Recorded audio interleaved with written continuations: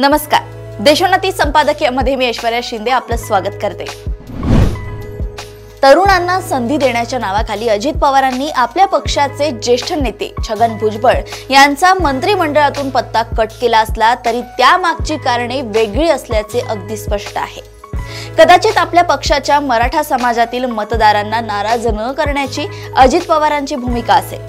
कदाचित छगन भुजबळ यांच्या रूपाने एक समांतर तगडे नेतृत्व पक्षात उभे राहण्याची त्यांना धास्ती वाटत असावी किंवा अन्य काही कारणे असू शकतील। परंतु अजित पवारांचा हा निर्णय धक्कादायक होता यात शंका नाही। मंत्रिमंडळात स्थान न मिळाल्यामुळे छगन भुजबळ देखील अस्वस्थ झाले। त्यांच्यासारख्या ज्येष्ठ, अनुभवी आणि ओबीसी समाजावर वर्चस्व असणाऱ्या नेत्याला वगळण्याची हिम्मत त्यांच्या तुलनेत राजकारणाच्या प्रांतात ज्युनियर असलेल्या अजित पवारांनी केली। हा धक्का भुजबळ अजूनही पचवू शकले नाही। मंत्रिमंडळात स्थान मिळणार नाही हे स्पष्ट झाल्यानंतर छगन भुजबळ यांनी आपल्या कार्यकर्त्यांच्या माध्यमातून शक्ती प्रदर्शन केले। एवढेच नव्हे तर थेट आपल्या पक्ष नेत्यांवर आरोपांच्या फैरी झाडल्या। बरीच आक्रमक भाषा त्यांनी वापरली, परंतु त्या सगळ्याचा तसा कोणताही फायदा नव्हता। अजित पवार त्यांना पुन्हा मंत्रिमंडळात स्थान देऊ शकत नाही। मंत्रिमंडळात आता केवळ एकच जागा रिक्त आहे आणि ती बहुधा भाजपच्या कोट्यातील असावी।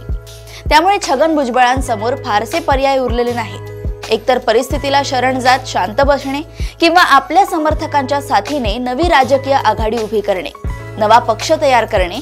परंतु या दोन्ही पर्यायातून हाती काहीच लागणार नव्हते किंवा नाही। पुढचे 5 वर्ष सत्तेविना राहणे त्यांच्यासारख्या नेत्यांसाठी कठीणच बाब होती। अजित पवार त्यांना राज्यसभेवर पाठवू इच्छित होते, परंतु भुजबळांची केंद्रात जाण्याची तयारी दिसली नाही। तसे असते तर त्यांनी अजित पवारांनी दिलेला पर्याय फारशी आदळआपट न करता तेव्हा स्वीकारला असता। छगन भुजबळ यांना राज्यातच राहायचे आहे, मंत्रिमंडळात सामील व्हायचे आहे आणि मंत्रिपदाच्या साथीने आपल्या संघटनेची ताकद वाढवायची आहे। हे सगळे अजित पवारांसोबत राहून आता शक्य नाही हे लक्षात आल्यावर छगन भुजबळ यांनी आता भाजपकडे आपला मोर्चा वळवल्याचे दिसते। नुकतेच त्यांनी मुख्यमंत्री देवेंद्र फडणवीस यांची भेट घेतली। त्या भेटीत राजकीय चर्चा झाल्याचे त्यांनी स्पष्टपणे सांगितले।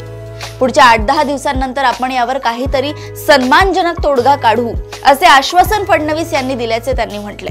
अर्थात सन्मानजनक तोडगा म्हणजे भुजबळ यांना पुन्हा मंत्रिपद बहाल करणे हाच असू शकतो।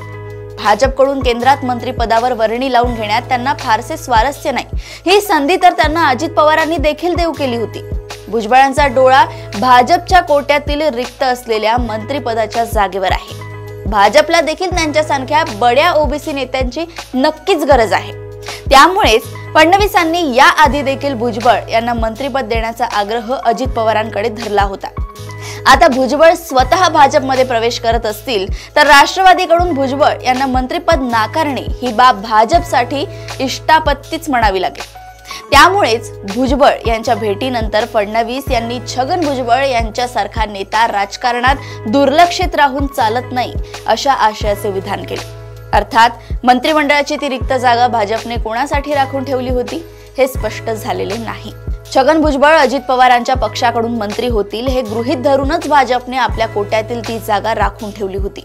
परंतु आता छगन भुजबळ त्या जागेवर दावा करत असतील तर ज्या कोणासाठी ही जागा राखून ठेवली होती त्याची वेगळी सोय भाजपला करावी लागेल। अर्थात भाजपकडे संख्याबळ बघता आपल्या एखाद्या मंत्र्याला राजीनामा देण्यास फडणवीस सहज सांगू शकतात आणि येणाऱ्या अपेक्षित पाहुण्याची सोय त्या जागेवर केली जाऊ शकते। पुढच्या 8-10 दिवसात त्या संदर्भात नेमक्या हालचाली होण्याची शक्यता आहे।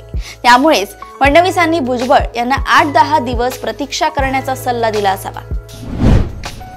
अशाच राजकीय घडामोडी व अपडेट सोबत पुन्हा भेटूया देशोन्नती संपादकीयमध्ये। बघत रहा देशोन्नती। नमस्कार। ठळक घडामोडींसाठी देशोन्नती न्यूज चॅनलला सबस्क्राइब करा आणि बेल आयकॉन प्रेस करा।